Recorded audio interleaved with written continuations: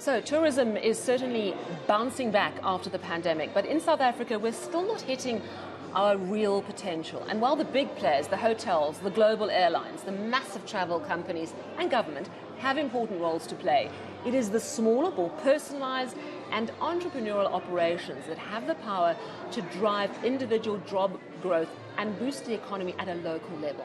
It needs a leap. It needs a love and a passion for the industry, but it can be done. Let me introduce you to someone who is doing exactly that. Khosi Tyobeka runs a boutique travel agency here in the Northwest. It's called Zimasa Travel. Khosi, thank you so much for joining us. I can tell by the absolutely astonishingly beautiful dress you're wearing that you're going to be heading into that gala dinner in a moment. Yes. That's the fun part of the evening, but there's been a lot of very interesting discussions today. Has it been useful for you as a boutique travel agency owner?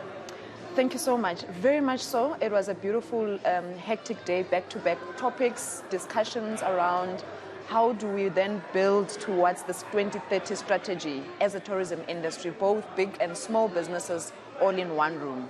So your company, you started in 2016, is Yes. that right? And it's because you love tourism and travel. You found a unique aspect, which I think is important to be recognized against the big players. Talk to me about what makes your company unique and how you pulled it all together, because it's scary, isn't it, to take that leap?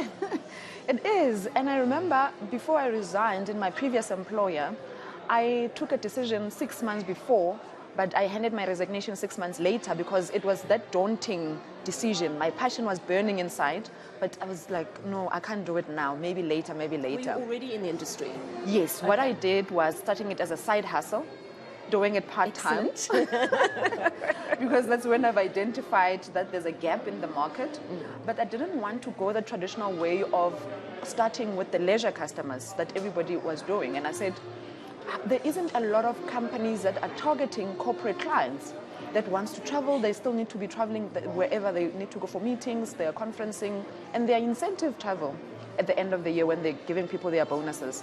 And when I did my research, there wasn't a lot of these boutique. There were these big companies that have a lot of red tapes and whatever. So I'm like, okay, I'm going to be very simple, very unique. But the biggest one was to make sure that whatever we do, we create employment and we build and grow as a business. And we started as a corporate and then added leisure, I think 2 years later. Because we're like, okay, we might as well, because people were asking about it, then we added leisure. How many jobs have you created? We're currently creating 10 jobs, 5 which are students, which we onboarded this year as full-time, students that they are under a CAT-SETA program. And we're developing them. And out of the development that we are doing with them in terms of imparting the skill, we're looking at onboarding some of them at the end of their internship program. How did you survive COVID? I wouldn't say I know how, but I think there's resilience, because you know when you want to give up, but you know that passion is burning inside of you. You're like, I must still try and be creative. And we started doing sports tourism because the sports was opened earlier than any other thing. People were able to do golf.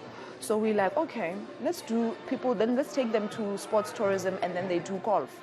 And then from there you take the money and then make sure that you sustain the systems that we're paying for, because the industry, we need to be able to be qualifying and buying all these systems. So we were able to do that through those small events that we were doing. That's how we survived. So with Zimasa Travel, do you take an individual who's anyway come here for business and curate a whole sort of travel package?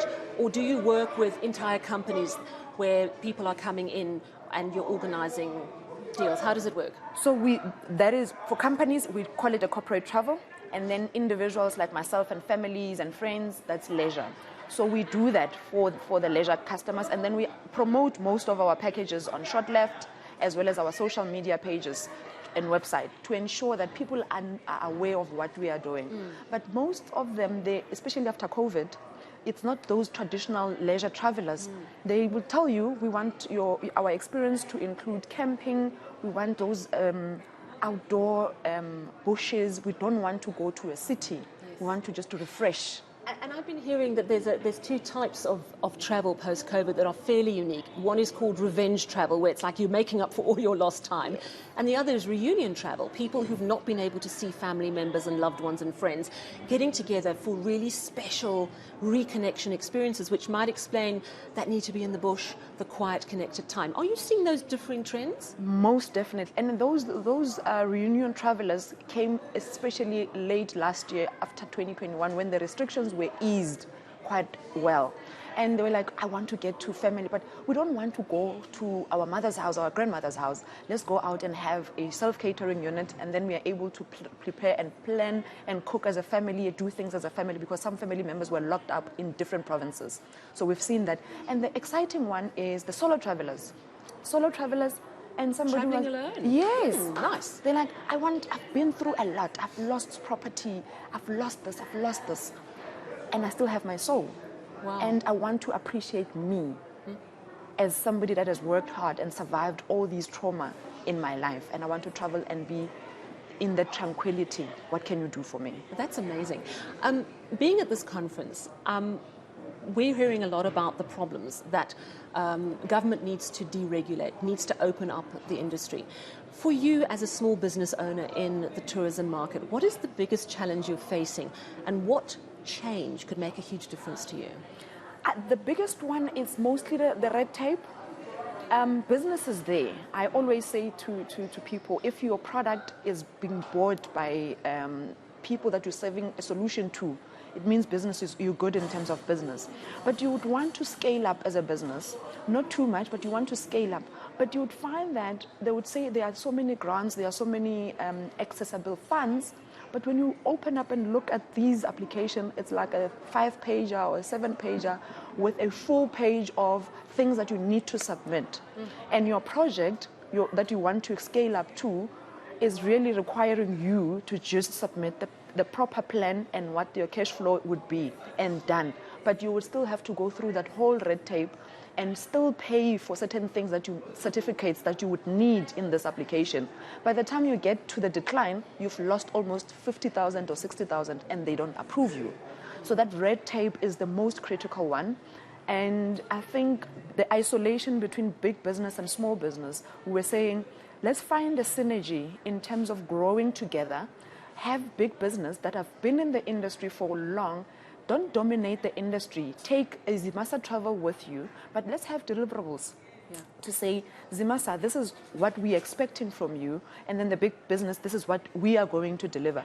5 years down the line, Zimasa can take somebody else with her as a developing business. Then we're going to be a better country. Then the 2030, in terms of job creation, then we'll be able to achieve that. And there you go. I mean, you've just explained all the problems, how they need to be fixed. Very quickly, are you hearing commitments from government that they really are committed to sorting out these problems of red tape?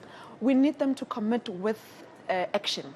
Commitment in the speeches. There was one with the permits. They're saying they're sitting with permits, about 900 permits, but people are not fetching the permits, only 100. We need to make sure that those companies, are they contacted? Have they been told that your permits are approved? So then we see deadlines and action. Action. Yeah.